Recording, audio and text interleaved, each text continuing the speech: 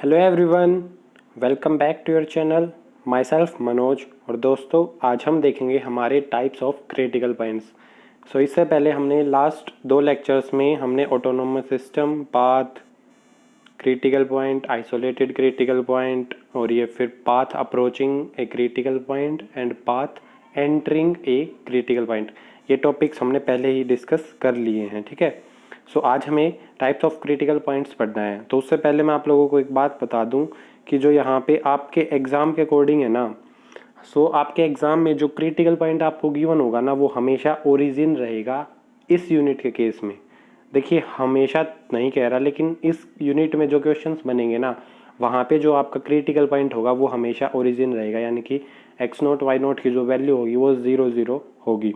जब हम टाइप्स को डिस्कस करेंगे तो हम क्रिटिकल पॉइंट की जर्नल नोटेशन ना लेके हम यूज़ करेंगे 0 0। ठीक है।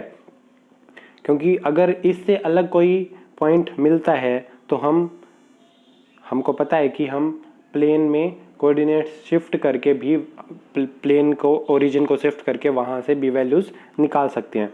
लेकिन इस यूनिट के अकॉर्डिंग पर्टिकुलरली हमें सिर्फ ओरिजिन को ही स्टडी करना है। एक्स्ट्रा जो कंसेप्ट है वो आपके एग्ज़ाम में यहाँ पे नहीं आएंगे। कंपटीशन के केस में वहाँ पे अलग बात है। अगर आप नेट वगैरह का एग्ज़ाम देते हैं तो उस जगह पे उस चीज़ का यूज़ हो सकता है, लेकिन इस यूनिट के अकॉर्डिंग आपके एग्ज़ाम में यहाँ से क्वेश्चन इससे अलग नहीं मिलेगा। वहाँ पे आपको सिर्फ ओरिजिन का केस ही स्टडी करना है। ठीक है। उसके बाद हम स्टडी करते हैं कि हमारे जो टाइप्स ऑफ क्रिटिकल पॉइंट्स हैं, तो यहाँ पे हम मेनली 4 टाइप्स के जो क्रिटिकल पॉइंट्स हैं उनको डिस्कस करेंगे। मेन हमारे यही हैं, वैसे और भी होते हैं, इन्हीं के सब टाइप्स में बनते हैं वो, लेकिन वो ज़्यादा इंपॉर्टेंट नहीं है। मेन हमें ये चारों ही पता होने चाहिए। ठीक है। तो सबसे पहले जो हमारा फर्स्ट क्रिटिकल पॉइंट है वो है सेंटर और रोटेशन पॉइंट। आइदर सेंटर बोल लें या हम उसको रोटेशन पॉइंट बोल लें, बात एक ही है। तो यहाँ पे देखिए, एक चीज़ मैं आपको बता देता हूँ कि किस तरह से इसका कंसेप्ट रहेगा। जो भी हम टाइप्स ऑफ क्रिटिकल पॉइंट्स में जो 4 टाइप्स हम सीखेंगे, जो चारों टाइप हम सीखेंगे ना, उसमें सबसे पहली चीज़ है जो हमारा क्रिटिकल पॉइंट होगा ना, वो आइसोलेटेड होना चाहिए। ठीक है। आप समझ जाइए कि जो हमारा क्रिटिकल पॉइंट होगा यहाँ पे वो आइसोलेटेड होगा। उसके बाद जब मैंने आपको आइसोलेटेड क्रिटिकल पॉइंट की डेफिनेशन बताई थी, तो उस टाइम पे मैंने आपको बताया था कि अगर कोई भी क्रिटिकल पॉइंट आइसोलेटेड है तो वहाँ पे एक नेबरहुड एग्जिस्ट करेगी। यानी कि जो भी अब हम ये इनकी डेफिनेशंस या सीखेंगे कि सेंटर कब बनता है, किस तरह से कंसेप्ट होते हैं, तो उस चीज़ में हम ये यूज़ करेंगे कि जैसे हमारा आइसोलेटेड क्रिटिकल पॉइंट है तो नेबरहुड एग्जिस्ट करेगी। उसके बाद हमें सिर्फ नेबरहुड का ही कंसेप्ट देखना है कि उसके नेबरहुड में किस टाइप से पाथ चल रहे हैं या किस तरह से मूव कर रहे हैं, क्या डायरेक्शंस हैं, क्या चीज़ें हैं, वो सारी देखेंगे कि वो उसको क्रिटिकल पॉइंट हमारा जो ओरिजिन है उसको अप्रोच कर रहे हैं या एंटर कर रहे हैं। तो वो सारी चीज़ हम यहाँ पे देखेंगे। ठीक है। तो डेफिनेशन सेम टाइप की ही है, लगभग सेम है स्टार्टिंग में, कि हमारा सबसे पहले तो जो क्रिटिकल पॉइंट है वो आइसोलेटेड होना चाहिए। उसके बाद एक नेबरहुड एग्जिस्ट करेगी और नेबरहुड में बिहेवियर कैसा होगा पाथ का, वो हम यहाँ पे देखेंगे। तो सबसे पहले है हमारा सेंटर और रोटेशन पॉइंट। तो एक critical point 0 0 is said to be centre of the system. देखिए, यहाँ पे क्रिटिकल पॉइंट है, लेकिन आप ये मान के चलिए कि मैंने बोला है, तो आप यहाँ पे आइसोलेटेड इसको एक्स्ट्रा यहाँ पे चाहें तो लिख सकते हैं आइसोलेटेड क्रिटिकल पॉइंट। ठीक है, आइसोलेटेड ही आएगा, वो इससे बेटर रहेगा, तो आप वो यूज़ कीजिए यहाँ पे। An isolated critical point is said to be centre of the system if there exist a neighbourhood. जैसा मैंने आपको बताया था कि नेबरहुड एग्जिस्ट करेगी विच कंटेन्स। देखिए, यहाँ पे सेंटर के केस में क्या होगा, which contains countably infinite number of close paths. देखिए, यहाँ पे क्लोज पाथ्स आपको यहाँ पे डायग्राम में शो भी हो रहे हैं इस तरह से। ये सर्कल नहीं है, आप ये ध्यान रखना, ये सर्कल नहीं है। ठीक है, ओवल की फॉर्म में ये पाथ बनेंगे, लेकिन ये सर्कल नहीं होंगे, एग्जैक्ट सर्कल नहीं होंगे ये। In countably infinite number of close paths each of which contains 0 0 in its interior and diameter of Cn tends to 0 as n tends to infinity. However, 0 0 is not approached by any path, either t tends to positive infinity or t tends to negative infinity. क्या कहना चाहता है, ये कहना चाहता है कि जो हमारी नेबरहुड होगी ना, उसके अंदर countably infinite number of closed paths exist करेंगे। ठीक है, वो सारे के सारे जितने भी होंगे ना, वो सारे के सारे क्रिटिकल पॉइंट को, आइसोलेटेड क्रिटिकल पॉइंट जो कि हम ओरिजिन लेके चल रहे हैं, उस ओरिजिन को अपने अंदर रखेंगे। यानी कि देखिए इसके अंदर है ये, यानी कि कोई भी अगर क्लोज्ड पाथ है तो उसके इंटीरियर में ही रहेगा, यानी कि उसकी वैल्यू है वो उसके अंदर रहेगी। ठीक है, तो सेंटर हमारा ओरिजिन है वो इसके अंदर रहेगा। और जो इसकी डायमीटर है, जो हमारे क्लोज्ड पाथ से इनकी डायमीटर है, वो जैसे जैसे देखिए फर्स्ट वाला C1 है, फिर सेकंड वाला ये C2 है, फिर ये थर्ड C3, और जैसे जैसे हम C को n की तरफ, यानी कि C की वैल्यू, पाथ की n की वैल्यू इन्फिनिटी को टेंड करेगी, तो जो डायमीटर है या रेडियस बोले हम इस क्लोज्ड पाथ की, जो डायमीटर है वो 0 को टेंड करेगी। क्यों? क्योंकि ये छोटे होते जा रहे हैं ना, यहाँ पे आप देख रहे हैं कि साइज इसका डिक्रीज हो रहा है जैसे जैसे n की वैल्यू इंक्रीज कर रही है। ठीक है, तो n की वैल्यू इंक्रीज कर रही है तो जो हमारा क्लोज्ड पाथ है उसका साइज डिक्रीज कर रहा है, तो वो 0 को टेंड करेगा। कब? जब t की वैल्यू प्लस इन्फिनिटी लें या फिर हम t की वैल्यू माइनस इन्फिनिटी लें। ठीक है, ये एक चीज़ कब है? t की प्लस इन्फिनिटी और माइनस इन्फिनिटी का केस ये है कि जो ये पाथ होंगे ना, ये कोई भी अप्रोच नहीं करेंगे 0 को, 0 को अपने इंटीरियर में तो रखेंगे लेकिन उसको ना तो अप्रोच करेंगे। देखिए अब अप्रोच ही नहीं कर रहे तो एंटर की बात तो हम करेंगे ही नहीं, क्योंकि एंटर के लिए सबसे पहले तो वही बोलता है कि वो उसको अप्रोच करना चाहिए। जब अप्रोच ही नहीं कर रहा तो एंटर का तो केस बनता ही नहीं है। ठीक है, सो इसको हम बोलेंगे सेंटर और रोटेशन पॉइंट। सो यहाँ पे आपको ये सारी चीज़ें लिखनी है और ये डायग्राम बनाना है एग्जाम में।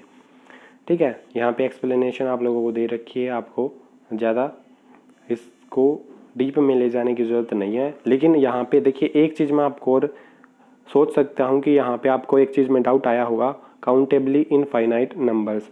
अब काउंटेबली इनफाइनाइट नंबर से आपका क्या मतलब है?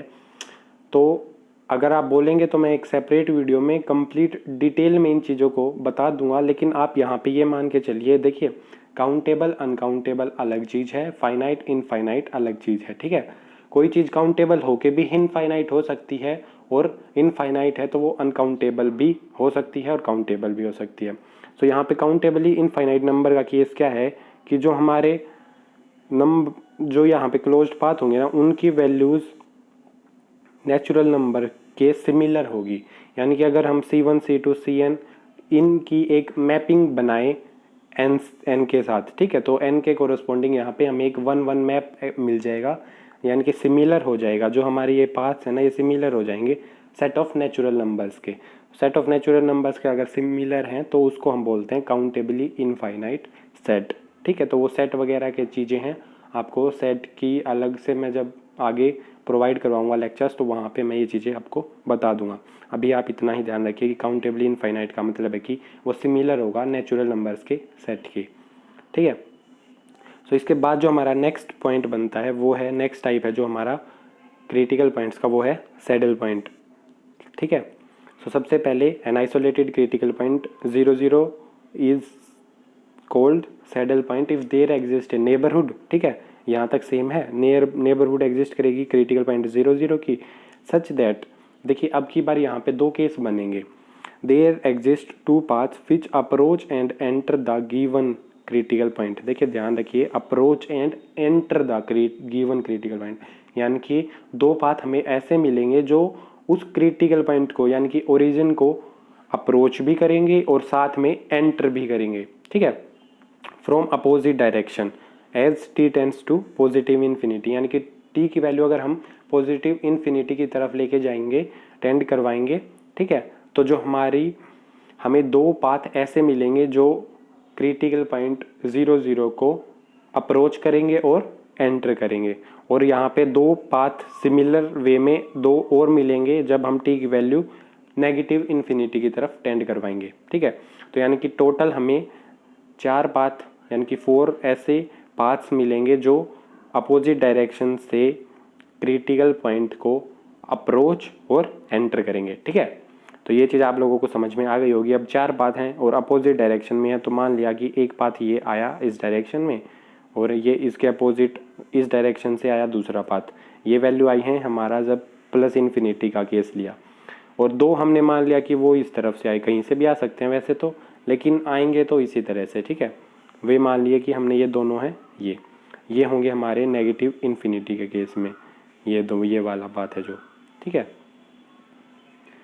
सो आप यहाँ पे ये देखिए, अगर हम इन चारों को ओरिजिन के साथ देखिए ऐसे ज्वाइन करें, एंटर तो करेगा ही, तो जो जहाँ पे ये क्रॉस करेंगे एक दूसरे को, उस पॉइंट पर यहाँ पे इस पॉइंट पर ओरिजिन है हमारा।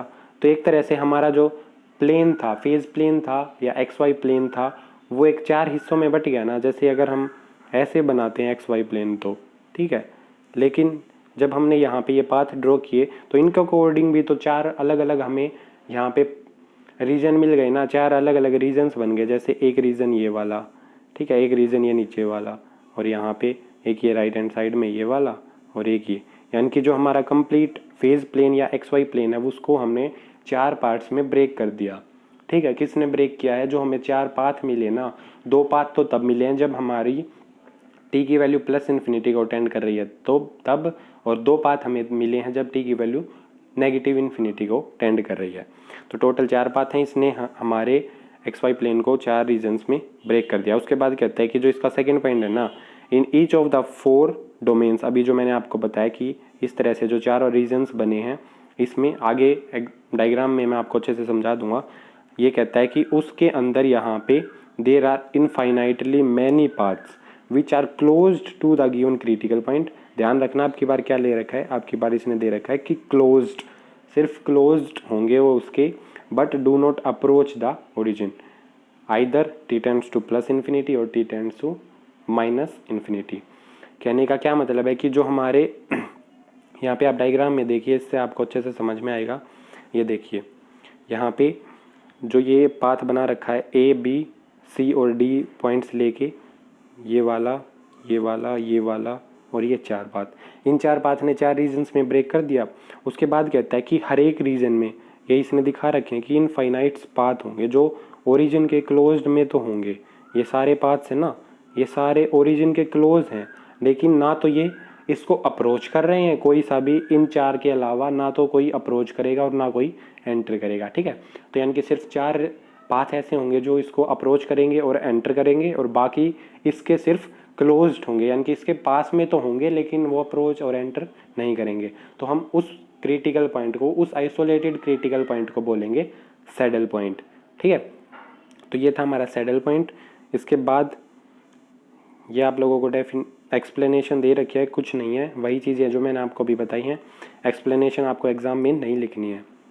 ठीक है, स्पाइरल पॉइंट नेक्स्ट है हमारा, थर्ड टाइप है जो हमारा आइसोलेटेड क्रिटिकल पॉइंट का, वो है स्पाइरल पॉइंट और फोकल पॉइंट। क्या नाम है इसका? फोकल पॉइंट और स्पाइरल पॉइंट। नाम से आप समझ सकते हैं कि स्पाइरल की फॉर्म में ये पाथ होगा। ठीक है, स्पाइरल है तो स्पाइरल की फॉर्म में ही नाम इसी वजह से इसका आया है कि ये स्पाइरल की फॉर्म में मूव करेगा। तो सबसे पहले क्या है कि an isolated critical point 0 0 is said to be spiral point if there exist a neighbourhood of the critical point. देखिए यहाँ पे ध्यान रखना, लास्ट के जो 2 हमने अभी टाइप्स देखे थे ना, उसमें जो चीज़ें दे रखी थी वो नेबरहुड के अंदर दे रखी थी। ठीक है, अब क्या दे रखा है कि मतलब ऐसा होगा कि हर एक पाथ के रिस्पेक्ट में थोड़ा सा डिफरेंस है प्रॉपर्टीज़ में। यहाँ पे हम एक टाइम का कंसेप्ट लेके चलेंगे, यानी कि टाइम तो वैसे बता रहे हैं, जो टी हमारा वेरिएबल है ना वो कुछ भी हो सकता है, तो टी वेरिएबल के अकॉर्डिंग हम वो चीज़ें लेके चलेंगे। ठीक है, तो यहाँ पे क्या कहता है कि there exist a neighbourhood of the critical point 0 0 such that every path C in the neighbourhood has the following properties. अब कहता है कि जो हर एक पाथ होगा ना इस नेबरहुड में, उसकी कुछ प्रॉपर्टीज़ होंगी। 3 प्रॉपर्टीज़ यहाँ पे इसके लिए होंगी, और जो नेक्स्ट हमारा टाइप होगा उसमें भी इसी तरह से प्रॉपर्टीज़ बनेंगी हर एक पाथ के लिए। ऊपर था कि हमें उसके अंदर इस तरह से पाथ मिल रहे थे, वो पता चलता था। यहाँ पे जो पाथ मिलेंगे ना सारे, उनकी कुछ प्रॉपर्टीज़ होंगी। ठीक है, तो यहाँ पे फर्स्ट प्रॉपर्टी ये कहता है कि C is defined for T greater than T naught और for all T less than T naught for some value some number T note.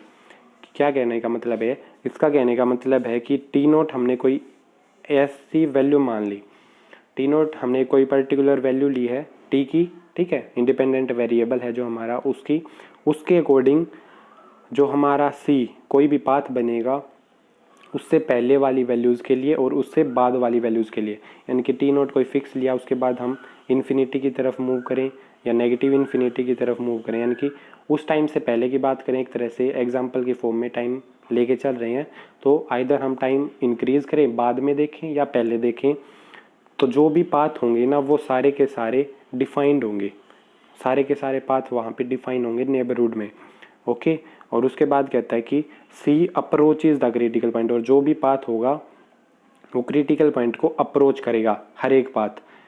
ठीक है, either T tends to plus infinity और minus infinity, ये हमेशा आपको हर एक type में लिखना ही है कि टी की वैल्यू या तो प्लस इन्फिनिटी की तरफ टेंड करेगी या नेगेटिव इन्फिनिटी की तरफ। उसके बाद है जो हमारा थर्ड पॉइंट है यहाँ पे, वो कहता है कि द सी अप्रोचेज, सी का मतलब क्या है, यहाँ पे पाथ है। ठीक है, path C approaches the critical point 0 0 in a spiral like manner winding around the origin, यानी कि ओरिजिन को चारों तरफ से अगर हम बांधने लगे तो उस तरह से एक स्पाइरल की फॉर्म में जो पाथ होंगे वो इस तरह से एग्जिस्ट करेंगे।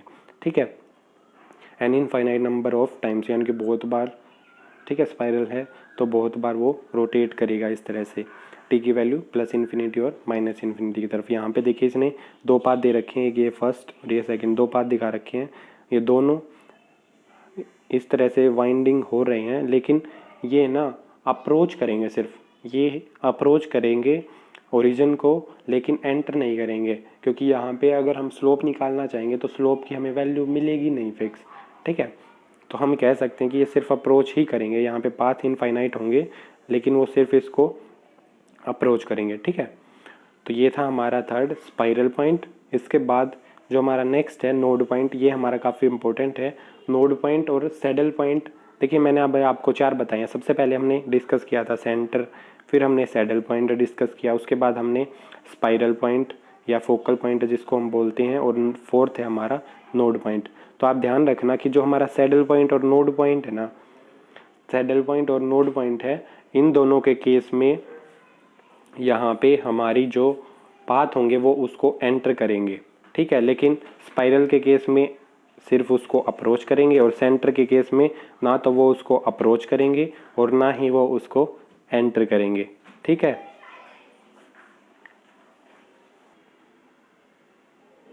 सो अब हम देखते हैं नोड पॉइंट। ठीक है, ये आपका काफ़ी इंपॉर्टेंट है।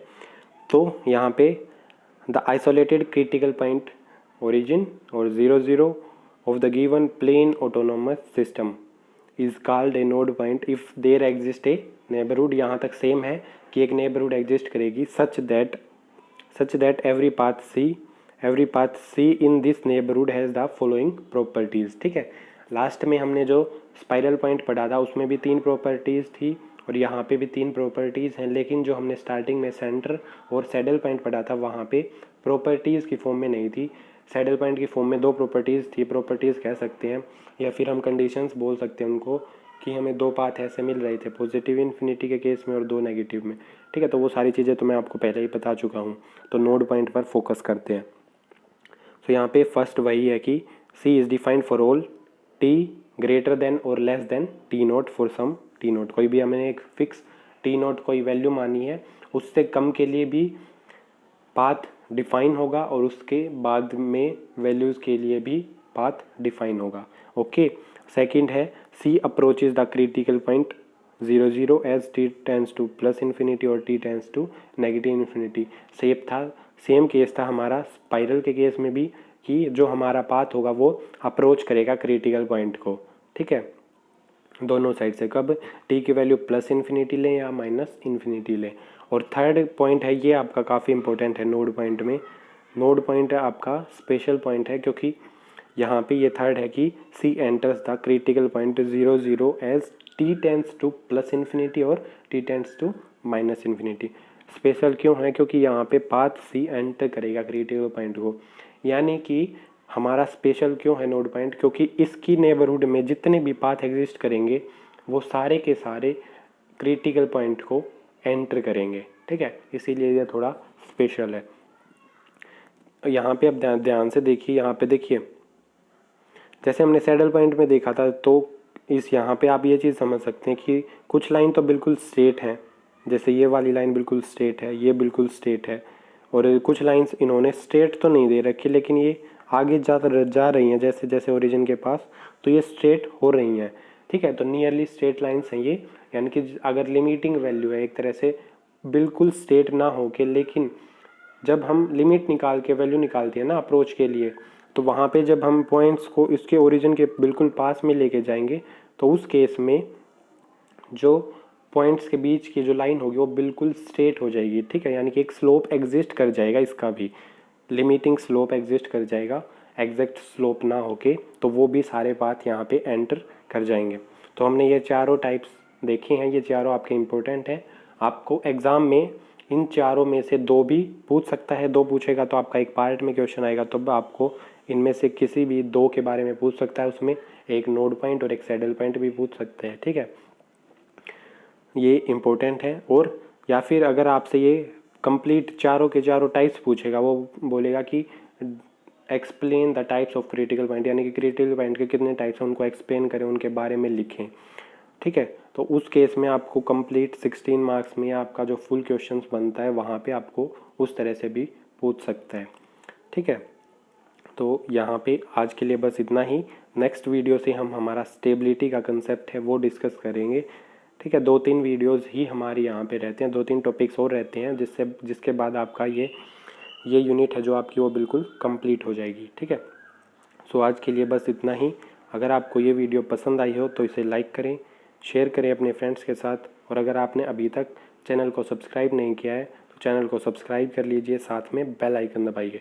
और अगर आपकी कोई क्वेरीज़ या कोई फीडबैक या आपकी कोई प्रॉब्लम्स हैं तो वो आप कमेंट बॉक्स में लिख के वो भी पूछ सकते हैं, मैं आपकी प्रॉब्लम्स को सॉल्व करने की पूरी कोशिश करूँगा, ठीक है। सो अब हम मिलेंगे नेक्स्ट वीडियो में, तब तक के लिए have a nice day and bye.